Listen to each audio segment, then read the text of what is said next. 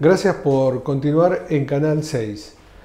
La película Argentina 1985, una película muy importante en este tiempo, creo yo, está llamada a ser un hito para la historia de nuestro país, porque reflota claramente lo que los argentinos vivimos en aquellos años cuando se hacen los juicios a las juntas militares.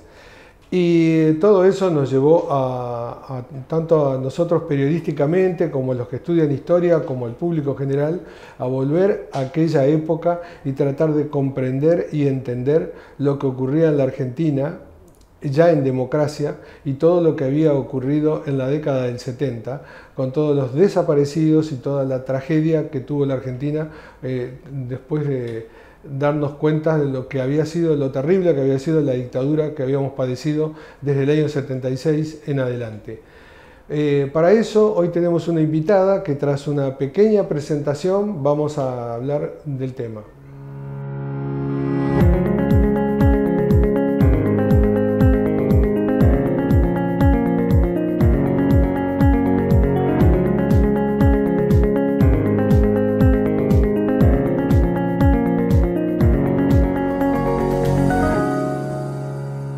Seguimos en Decisiones, como decíamos, hoy con la visita de Andrea Herrera. Te agradecemos que vengas hasta Canal 6.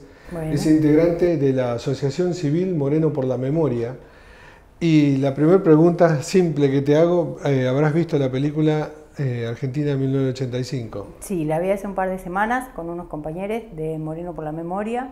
La vimos en el Cine Teatro de Morón. Era una función exclusiva para organismos de derechos humanos de zona oeste. Sí, sí. Sí, yo la vi, por supuesto no vamos a hacer crítica de cine. He escuchado las quejas de que no se habló sobre el tema de la CONADEP, por ejemplo, ese tipo de críticas así. Ahora, como obra de arte que es libre, yo la considero muy importante porque vuelve a poner en tema masivo, ¿no? Los que fuimos al cine, yo fui el primer día del estreno, o ahora a través de las plataformas. Y sí, la película logró en pocos minutos transportarme al ambiente de la época, un ambiente de miedo, de terror. Los que éramos estudiantes, yo ya en esa época ya no era estudiante, pero los que estudiamos en la época de la dictadura vivíamos en un clima pesado, muy denso. Entonces la película enseguida me transportó a esa época. Vos que sos profesora de historia también, sí. ¿Qué impacto te provocó? ¿Cómo la ves? Me parece que es interesante esto como disparador para volver a poner el tema en cuestión, porque además no es un tema que está pasado de moda. Los juicios se siguen dando en nuestro país, hay una gran cantidad de juicios en pie. Después podemos charlar un rato, pero la semana pasada fue la sentencia del juicio de la Pastoril, un juicio que implica a Moreno, y hay muchos genocidas que están en la cárcel justamente por los juicios a partir de la reactivación, ¿no?, que se da en el 2003, y me parece interesante que la gente pueda saber, porque además, por ejemplo, hoy podés ir a un juicio, un mayor de 15 años con el documento de identidad, llega temprano, el día de la audiencia, se acredita, ingresa y puede ver la audiencia del día. Las audiencias tienen una fecha determinada, un horario determinado, son públicas. La Secretaría de Derechos Humanos de Nación y la Subsecretaría de Derechos Humanos de Provincia van publicando todas las semanas. Hay varios medios, como por ejemplo La Retaguardia, que transmite por YouTube y está transmitiendo varios juicios. O sea, no hace falta tampoco ir hasta un tribunal, digamos, lo pones en tu celular, lo pones en la tele y estás viendo una audiencia de algo histórico, ¿no? Así que me parece que la película como que nos puede llevar a charlar de esto, de la importancia de ese juicio, de la causa 13, y a charlar de la importancia de que los juicios aún están activos en nuestro país.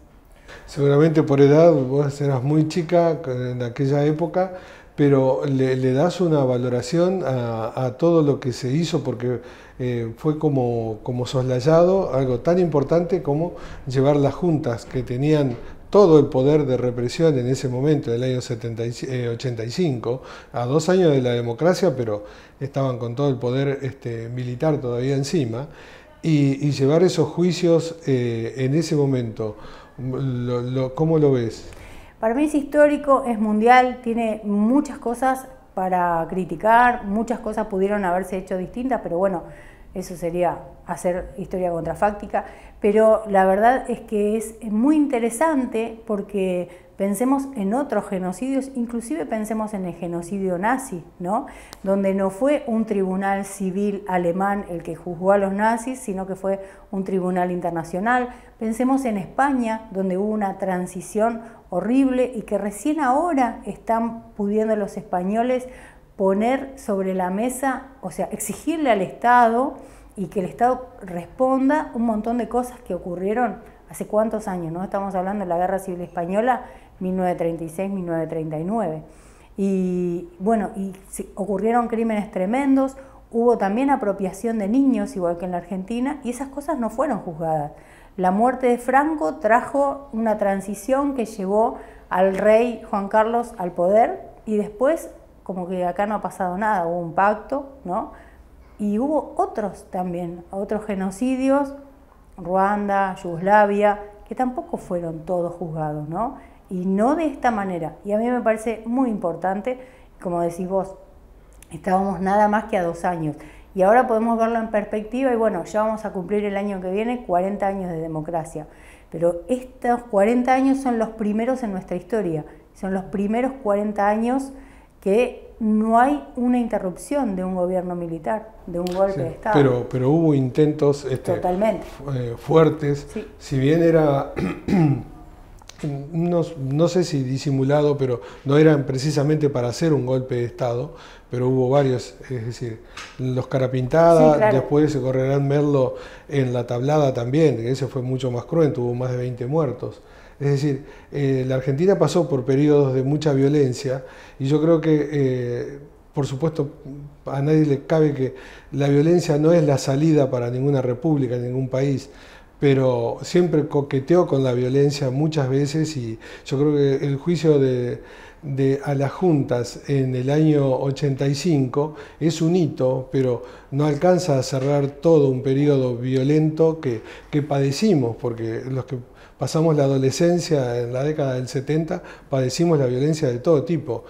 Y estamos desgraciadamente muy acostumbrados a la violencia, a las bombas, a los tiros, a todo lo que ocurrió en aquella época y al miedo. Por eso te decía al principio, es decir, el miedo con el que andábamos a veces en la calle y la autocensura que teníamos, que era lo cotidiano. Entonces vivíamos así, estábamos acostumbrados. Pero hoy no, y hoy por ahí a veces la juventud no se da cuenta de lo que fue toda esta época. Claro, exactamente. Por eso es importante que los chicos puedan ver y ese ambiente de miedo que vos decís que se recrea en la película y que podés sentirlo, me parece interesante también que el arte pueda mostrarlo para mostrar cómo se vivía, ¿no? Está buenísimo que los pibes no tengan que sentir eso, pero está bueno también que puedan saber porque en realidad la democracia de hoy se construye diariamente y la construimos entre todos y lamentablemente muchas veces los jóvenes son atraídos por los discursos de odio, por los discursos de derecha, ¿no? Y muchas veces edulcorados, muchas veces con un palabrerío bastante coloquial y a veces a nosotros como que nos cuesta más llegar a ellos y bueno, la película es una forma de demostrar qué era lo que estaba pasando y que, como decías antes, ya en democracia aún pasaban cosas, ¿no? Porque se muestra los aprietes a los fiscales, a sus ayudantes, bueno, sí, este tipo de cosas. Los discursos violentos hay de izquierdas y de derechas, porque la violencia, una bala o una bomba o un desaparecido, lo que sea, no tiene ideología, es un muerto. No, claro, pero no podemos comparar nunca el poder que puede tener un partido de izquierda, una agrupación, lo que sea, con el poder genocida del Estado. El Estado despliega un poder que es inconmensurable y de hecho hace lo que hace, ¿no? Pensemos que el último golpe de Estado está basado en un plan sistemático que yo a veces les digo a los chicos en la escuela, uno a veces no se da cuenta o no toma dimensión. Estaban reunidos en torno a una mesa planificando cosas horrorosas. ¿Eran monstruos? Bueno, no eran monstruos. Son tipos con ideologías claras, pero sí planificaron las cosas. Planificaron los centros clandestinos de detención, ¿no? Todas las comisarías de Moreno fueron centros clandestinos de detención. Nuestra base aérea era el núcleo de la represión acá en Moreno. A veces miramos, vemos el valor de esta película, miramos la ESMA, queremos ir a la ex ESMA a hacer la recorrida, o ir a una actividad, o qué pasó en Campo de Mayo, y no sabemos que acá en Moreno también hubo una gran represión.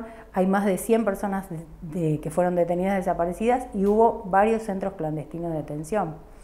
Y hubo otros lugares como por ejemplo el Riglos, que también tuvo una gran vinculación con la dictadura y bueno, no se conocen esas cosas a veces, ¿no? Entonces eso es importante. Y digo, volviendo al otro, es incomparable el poder que tiene el Estado contra el poder que pudieran haber tenido las organizaciones armadas.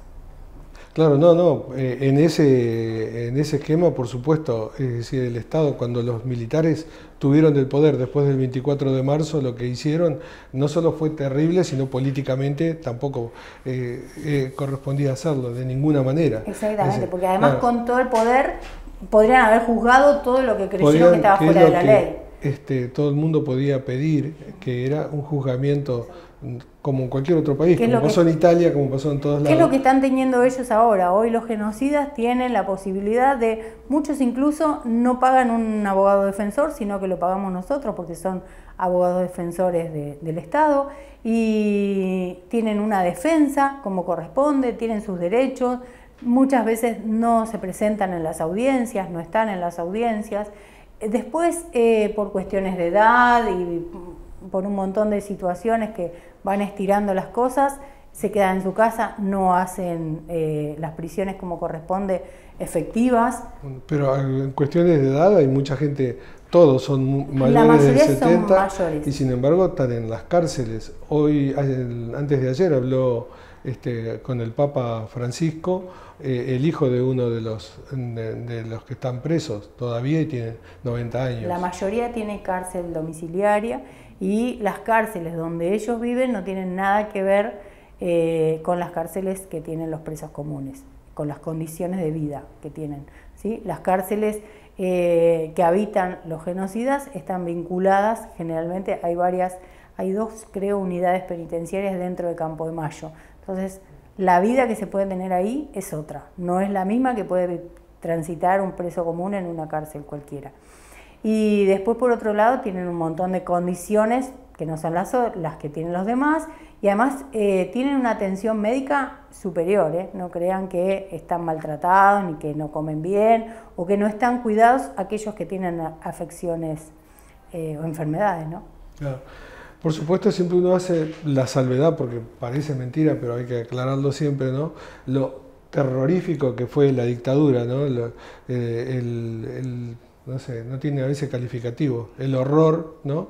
Y la desaparición de personas y todos los padecimientos que pasó a la gente, eso es otra historia. Uno habla de como derechos humanos, ¿no? Para que sea para todos igual y poder fundar una república realmente justa para todos. Entonces, si no tenemos una base justa, creo, siempre se va a recurrir otra vez o seguiremos con temas que no terminan nunca. ¿Cómo ven ustedes los organismos de derechos humanos con los organismos nuevos que se van armando en defensa de todos los muertos por la guerrilla en épocas democráticas, en las épocas anteriores a la dictadura?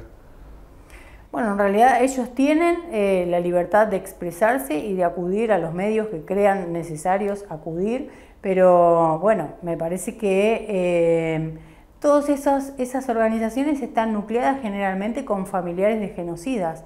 Entonces, a ver, hay que poner en tela de juicio qué es lo que están pidiendo, qué es lo que están exigiendo. No nos olvidemos... Entonces tampoco podrían ser familiares quienes están en organismos de derechos humanos, de desaparecidos. No, igual me parece que estamos yendo medio raro. A ver, los tipos tuvieron el poder de la vida y de la muerte durante un montón de años. Ellos decidieron ideológicamente lo que hicieron, ¿sí? Y como dije antes, tenían el poder del Estado, que es inmedible frente a los demás. Claro. Ahora, los familiares de los militares, de los genocidas, tienen el derecho a juntarse como quieran. Pero no te olvides que inclusive hay un interesante movimiento, que son las historias desobedientes, que son hijas e hijos de genocidas que están del lado contrario al de sus padres. Están repudiando a sus padres, están queriendo, no están utilizando el apellido, están incluso, no quieren las herencias. Está bien. Porque han vivido... No, yo lo que te decía es, por ejemplo, el hijo de Larrabure, que fue muerto por el ERP en el año 75, es decir, de ese tipo de casos para que cerrar toda una historia, conocerla entre todos y defender los derechos humanos de todos los argentinos, superar esto y que la Argentina crezca sin divisiones, es decir, buscando la unidad de los argentinos en general. La familia de Larraburi hace algunos años quiso hacer un juicio a la gente que quedaba del ERP, pero sinceramente no tiene sentido porque son delitos comunes, porque eso no va por la misma soga que los delitos que cometieron los militares. Los militares cometieron delitos de lesa humanidad porque estaban a cargo del poder del Estado. En cambio, las organizaciones armadas, si queremos llamarlo delitos a esas cuestiones, si queremos hilar así fino, son delitos que están tipificados por el Código Penal y que tienen un vencimiento, que han proscripto. Por eso no se pueden abrir causas contra esas personas, porque han pasado 46 años. En cambio, los de los genocidas sí se pueden seguir enjuiciando porque son delitos de lesa humanidad. Tienen que ver con el genocidio y tienen que ver con el poder que tenían.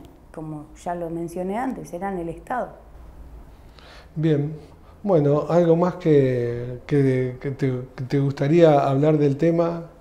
Es decir, siempre con el punto de vista del disparador de la película. Bueno, no, que hay mucho que aprender, hay mucho que la película no muestra, hay mucho que, no diría errores, pero hay algunas cosas que no están, como por ejemplo el tema del indulto, era solamente poner una palabra, ¿no? Porque es cierto, las leyes de punto final y de obediencia debida, que se promulgan en el momento que está Alfonsín en el gobierno, pero no olvidemos que el gobierno siguiente, el de Menem, da los indultos, o sea, todos aquellos que fueron juzgados en este juicio que estamos hoy viendo en la tele, bueno, salen a la cárcel. Videla y todos los demás pueden salir a su casa.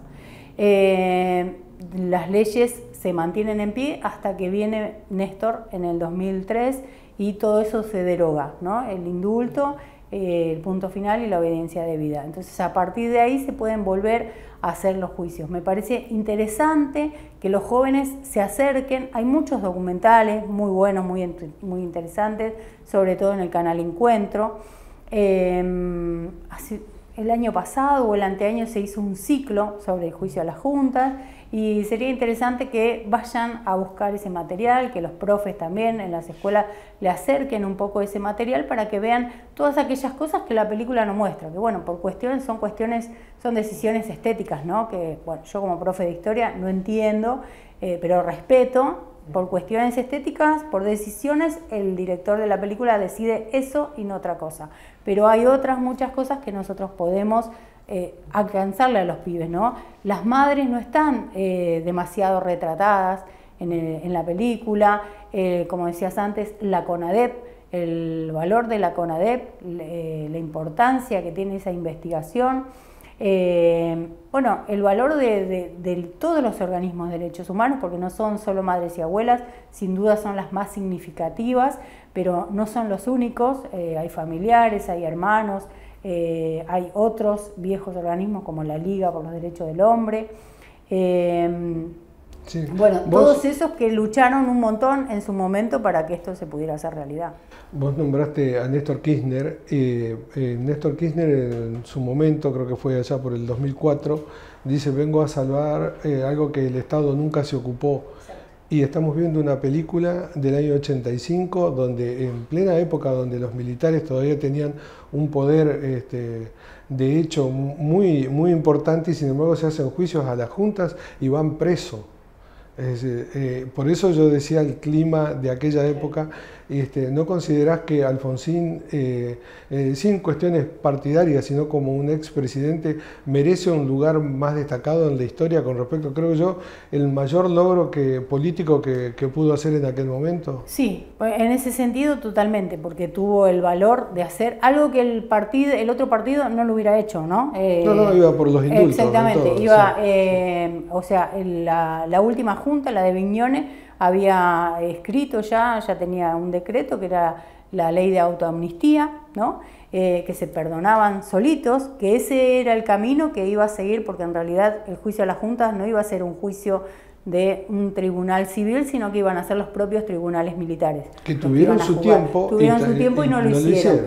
Y el peronismo en su momento tampoco integró la CONADEP. Exactamente. Porque si no la historia no se va a entender nunca. Exactamente, por eso, o sea, se reconoce el valor del peronismo desde el punto de vista de Néstor Kirchner a partir del 2003, pero digamos lo que hay que decir, Luder ya se había proclamado que él no iba a hacer lo del juicio, ni iba a estar buscando nada debajo de la alfombra. Iban a acatar la autoamnistía que había proclamado Viñones. Así que me parece interesante que hay que revisar todas esas cuestiones y no es poner en discusión al compañero o a la compañera que valora, que acompaña o que está militando hace muchos años por los derechos humanos, sino es poner en cuestión a los líderes políticos, ¿no? Y las decisiones que toman. Y volviendo a Alfonsín, sí, sin duda tuvo la valentía de hacer... Alfonsín y Estracera, por eso la película está centrada en él, la personalidad de él. Andan por ahí unos escritos, en un momento de la película se lo nombra como alguien le recrimina qué hizo él durante la dictadura, ¿no? Porque él ya era un funcionario del Poder Judicial, y qué hizo él, porque recordemos que durante la dictadura todos los días se presentaban habeas corpus, que para quien no lo sabe es un escrito que se presenta, generalmente tiene que ser redactado por un abogado, se presenta en un juzgado pidiendo la averiguación de los datos de una persona que ha desaparecido. Todos los días se presentaban cientos, y todos los días en los juzgados se rebotaban cientos, y muchos abogados lo redactaban y no se animaban a firmarlo por cuestiones de seguridad, sin ninguna duda. Y bueno, Estracera ya estaba en el Poder Judicial porque era un tipo de carrera. Entonces, en un momento de la peli se lo nombra, ¿no? Como que se le recrimina. Andan por ahí unos escritos que justamente su juzgado no levantaba habeas corpus y esas cosas, pero igual es muy interesante lo que él decide hacer a partir de ese momento. Sí, y toda la justicia pasó en la época de la dictadura. Es más, hay jueces que después inclusive fueron militantes y todo, y fueron jueces, no así los jueces nombrados en la dictadura, sino que eran de carrera de antes, de la década del 70, en época democrática, y después viene el golpe de Estado y siguen en la justicia porque era gente grande. Sí, a ver, todo el sistema burocrático argentino está a disposición de la Junta Militar. El país se divide en tres partes y todo se divide en tres partes. La justicia también, y muchas personas del Poder Judicial, muchas juezas, muchos jueces han firmado certificados de adopción o certificados de nacimiento truchos, sabiendo que los bebés eran hijos o hijas de desaparecidos, de mujeres que habían muerto después de parir a esos hijos en situaciones. Ya sabían, ya tenían una idea de cuál era la situación, y sin embargo firman esas actas, sabiendo perfectamente lo que estaban firmando. Entonces, eso es complicidad, eso es lo que siempre se habla, ¿no? La pata civil que todavía le falta a nuestra justicia llegar, porque tenemos más de 1000 genocidas presos, pero la realidad, o juzgados mejor dicho, pero la realidad es que a la pata civil no llegamos nunca, tanto la empresarial como esto, ¿no? El Poder Judicial, o bueno, en algún momento... Más temprano te mencionaba el Instituto Riglos. El Instituto de Menores Riglos alojó entre el año 76 y el año 78, según investigación propia de Moreno por la Memoria, hijos y hijas de personas que fueron asesinadas o secuestradas en las calles. Los chicos iban a parar primero a una comisaría, después la policía como que no sabía qué hacer y los juzgados los mandaban al Riglos y había papeles de juzgados, había papeles de la comandancia, de la Armada, del Ejército. Hay algo que me lo pregunto y me lo han preguntado muchas veces en clase y todo más. ¿Por qué el Día de la Memoria, esto es una pregunta media final porque estamos pasadísimos de tiempo, ¿por qué el Día de la Memoria es el 24 de marzo, que es el día más triste y más difícil? Me acuerdo porque lo tengo presente como si fuera hoy, aquel día. ¿Aquel 24? Aquel 24 sí, porque yo quería votar, yo luchaba porque no haya un golpe de Estado. Primero porque veía que iba a ser un desastre, ya lo veía, y eso que tenía 18 años, pero me daba cuenta de lo que podía venir. Y después porque yo quería elecciones, quería votar. Era la primera vez que iba a votar. Antes se votaba a los 18. Claro. Faltaban pocos meses y votábamos de nuevo. Claro. Yo no había votado en el 73. Mi primera elección hubiera sido si no hubiera venido el golpe de Estado. Es una discusión que tenemos a veces con amigos, ¿no? Con profes de historia. ¿Es necesario que se imponga desde el Estado, desde la currícula, desde la dirección general, desde el Ministerio, qué tenemos que hacer el 24, que tenemos que hacerlo el 24, que hay un feriado y que después tenemos que charlar, o antes tenemos que charlar, que tenemos que tener clases especiales sobre el asunto? Para mí sí es necesario.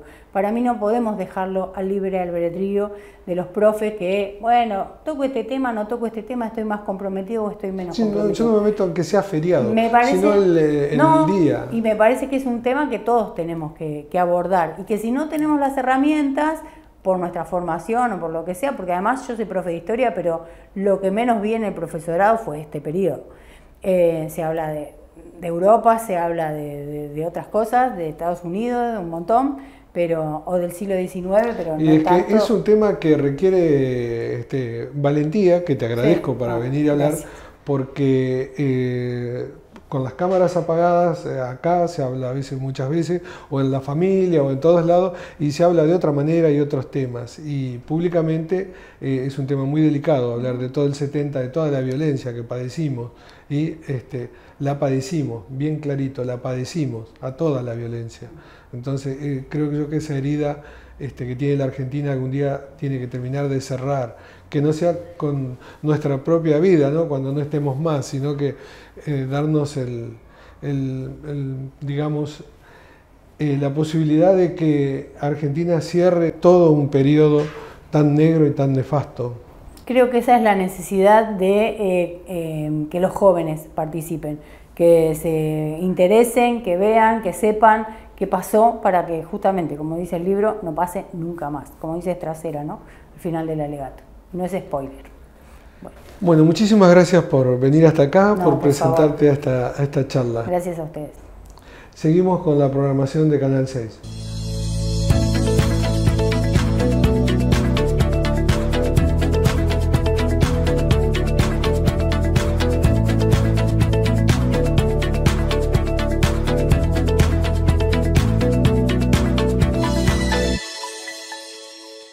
Más asfalto para un Moreno mejor. Con la compra de la segunda planta asfáltica, seguimos asfaltando cada vez más calles, rutas y avenidas. Además, seguimos bacheando y mejorando veredas. Más obras para un Moreno mejor. Gobierno Mariel Fernández, municipio de Moreno, donde florecen 1000 flores. La UNM es una universidad nacional, pública y gratuita. www.unm.edu.ar. Universidad Nacional de Moreno. Nuestro derecho, nuestro lugar, nuestro futuro.